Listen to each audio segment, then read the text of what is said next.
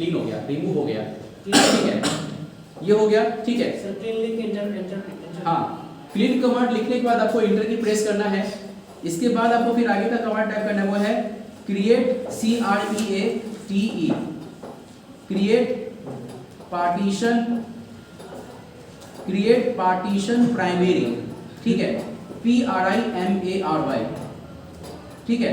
Create partition primary कहने का मतलब ये है कि कंप्यूटर जब आपका चालू होगा तो जो आपका दो तरह का इसमें जो ड्राइव लगा हुआ है, एक आपका हार्ड डिस्क लगा हुआ है, एक आपका पेन ड्राइव लगा हुआ है, ठीक है।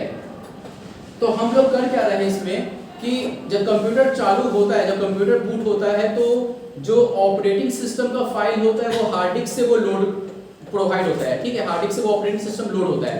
लेकिन जो हार्ड डिस्क है वो आपका करप्ट हो चुका, तो अब हार्ड डिस्क में जो आपका फाइल पड़ा हुआ है, आपका जो ऑपरेटिंग सिस्टम पड़ा है वो करप्ट हो चुका है। तो अब क्या होगा, हम पेन ड्राइव को प्राइमरी मेमोरी की तरह यूज करेंगे, ठीक है।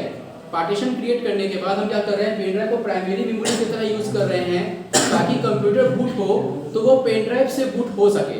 तो हमने यहाँ पे इसलिए ये कमांड चलाया है क्रिएट पार्टीशन प्राइमरी, ठीक है।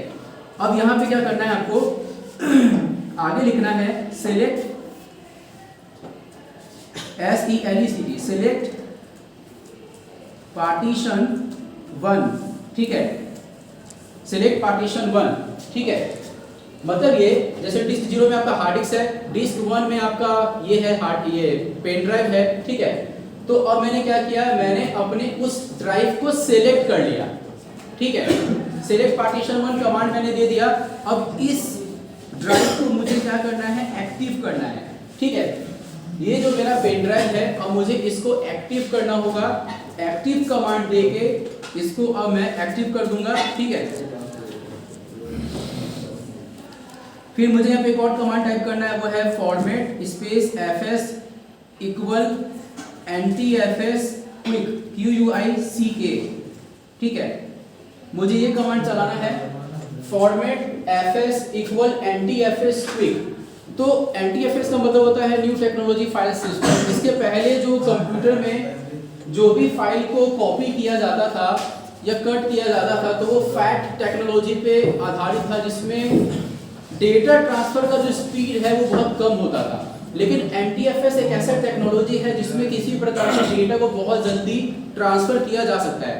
जैसे आपने सुना भी होगा USB 3.0, USB 2.0, मतलब उसमें लिखा होता है जब आप कोई नया पेन ड्राइव खरीदोगे तो आपको पेन ड्राइव में लिखा रहेगा USB 3.0, मतलब क्या कि 100 MB स्पीड जो है आपको उसमें मिलेगा, है ना। आपके पेन ड्राइव का स्पीड क्या है, डाटा ट्रांसफर करने का क्या रेट स्पीड है उसका, तो वो उसमें मेंशन किया होता है। तो NTFS टेक्नोलॉजी जो है वो आज के टाइम पे ज़्यादा यूज होता है, ठीक है। और मेरा जो पेन ड्राइव है वो फॉर्मेट भी हो चुका है और पेन ड्राइव जो है वो बूटेबल भी बन चुका है, ठीक है। तो अब क्या है कि मुझे देखना है, चेक करके कि सही में मेरा पेन ड्राइव जो है वो पूरा खाली हुआ कि नहीं हुआ।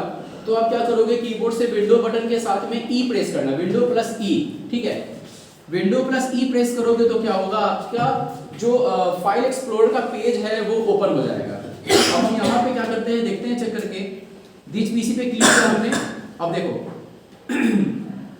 ये जो है USB ड्राइव, ये आपका पूरा कंप्लीटली क्लीन हो चुका है। इसको जब आप ओपन करोगे तो आपको इसके अंदर में कुछ भी देखने को नहीं मिलेगा, क्योंकि ये जो पेन ड्राइव में डेटा मौजूद था उसको मैंने हटा दिया।